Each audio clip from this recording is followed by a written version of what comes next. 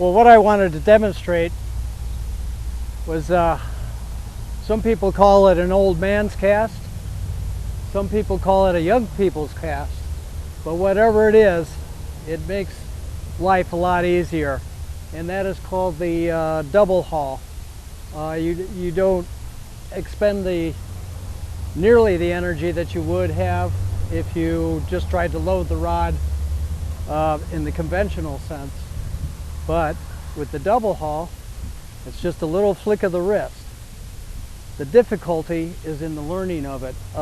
It's like, I would equate it to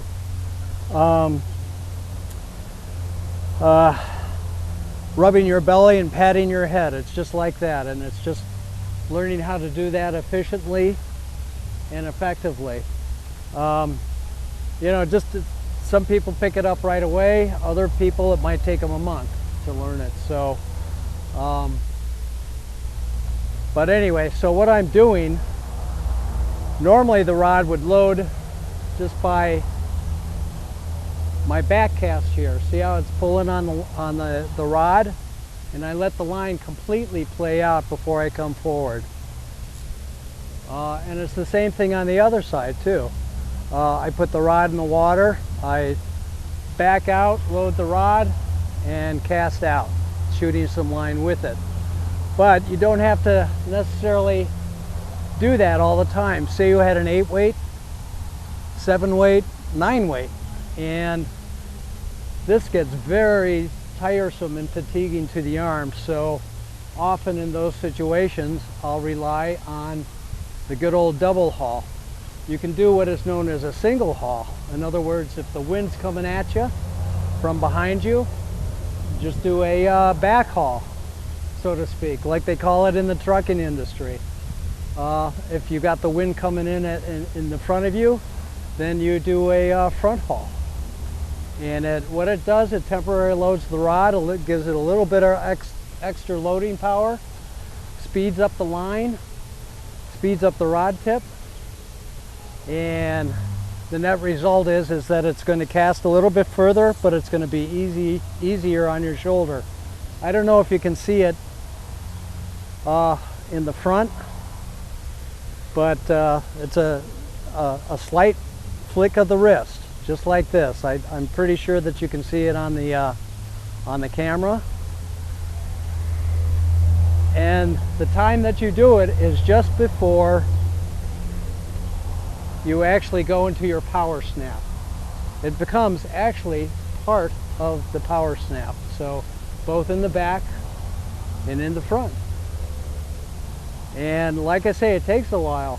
The best way to learn it is to continue to false cast, such as I'm doing now, rather than actually casting. So false casting is an English word or an English phrase. It means casting without a purpose, so they just call it false casting. Leave it to the Brits to be brilliant that way. But anyway, all the work is being done by the rod and also by the flicking of my hand on the line, like so. See how I started that cast out? And loading the rod, and it adds line speed. If you need that extra 5 feet at the end of your cast, often a front haul is the answer for you. So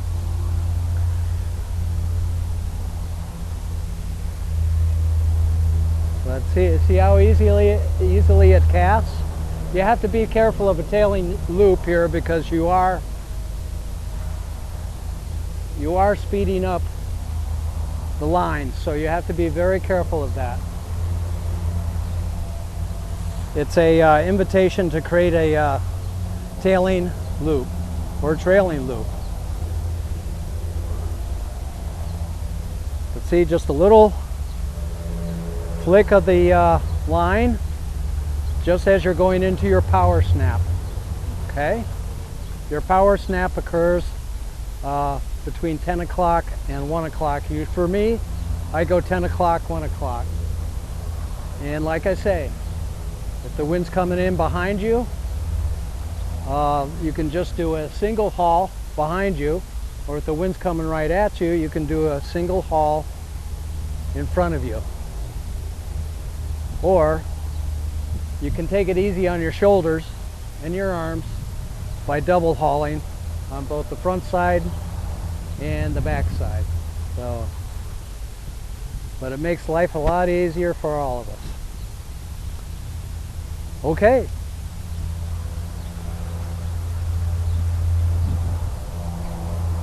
Do a little roll casting there. There's my buddy Rich. Say, hi Rich.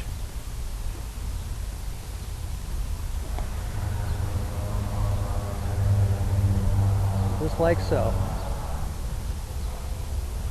Now I'll get into some roll casting a little bit. With your roll cast, what you do, you're literally loading the rod by use of the line in the water. See how that's done? I don't know how well that's showing up on the camera, and the object of roll casting is often you use it to set up your front cast.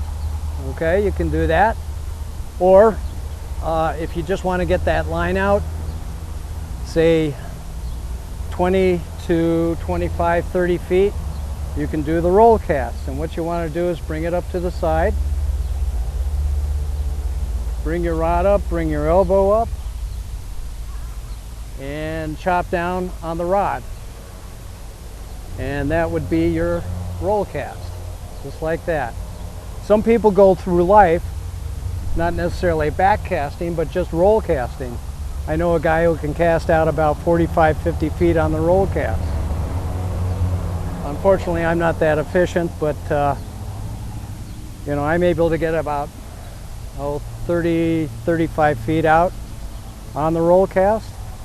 But most of the time I'm using it to set up my cast.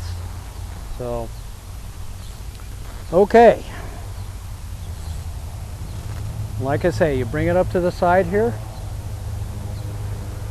You bring that rod up, rod tip up, your elbow up, and come down, just like that. And if you think about it, most of the fish that you catch are going to be between that 25 foot and that 35 foot mark.